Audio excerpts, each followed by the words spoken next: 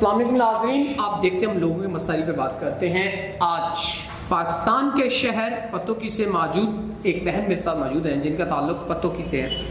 اپنے مسائل کو لے کے یہ ہمارے پاس آئیں۔ بہت سے مسائل ہیں ان کے جن کی وجہ سے پریشان ہیں، تو آئیے ان کے مسائل جانتے ہیں۔ السلام علیکم۔ وعلیکم السلام۔ اچھا مجھے بتائیے گا کیا مسائل ہیں، کیا پریشانیاں ہیں جن کی وجہ سے آپ پریشان ہیں؟ جی میں آپ کو بتاتی ہوں، میرے والد آؤٹ آف کنٹری میں تھے۔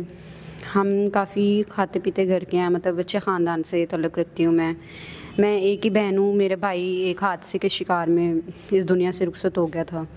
اس کے بعد میں اور میری والدہ اور میرے فادر ہیں جو وہ آؤٹ آف کنٹری میں تھے۔ پہلے تو وہ کافی اچھے تھے، مطلب ایک دم سے انہوں نے ہمیں خرچہ دینا بند کر دیا، کوئی رابطہ نہیں، کوئی کچھ نہیں۔ اس کے بعد سے ہمارے حالات خراب ہوتے گئے دن بہ دن، کوئی ہماری مدد نہیں کرتا، کیونکہ میرے والد نہ ہمارا فون سنتے، ہر نمبر بلاک کر دیا، ایک دم سے ہم سے رابطہ ختم کر دیا۔ ہم بہت مجبور ہو گئی تھی۔ اس کے بعد میں نے گھروں میں کام کرنا شروع کیا، 2 وقت کا کھانا، مگر اس کے باوجود بھی لوگوں کی طرح طرح کی باتیں جو قابل برداشت تھی۔ اسی لیے پھر میں بہت ہی اس دنیا سے تنگ تھی۔ میں نے بہت ہی مشکل سے پھر یہ فیصلہ لیا کہ میں نکاح کر لوں۔ نکاح کروں گی تو میں اور میری ماں کی عزت محفوظ رہے گی۔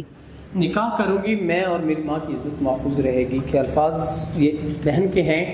انسان جب اس معاشرے میں جیتا ہے تو اسے بہت سے معاملات کو دیکھنا پڑتا ہے، بہت سی ایسے مشکلات کا سامنا بھی کرنا پڑتا ہے جو نہ چاہتے ہوئے کرنا پڑتا ہے۔ تو بہن آپ کے ایسے مسائل ہیں، آپ نے بہت مشکل اور ٹف حالات سے گزر کے اپنے سب معاملات کو کور کیا۔ تو اب اگر کوئی ایسا انسان جو آپ اور آپ کی والدہ کو اپنی عزت سمجھے، آپ کی والدہ کو اپنی ماں سمجھے، تمام طرح حقائق کا جو آپ کے حقوق ہیں وہ ادا کرے، تو آپ نکاح کے لیے تیار ہیں پھر؟ جی سر، میں نکاح کے لیے۔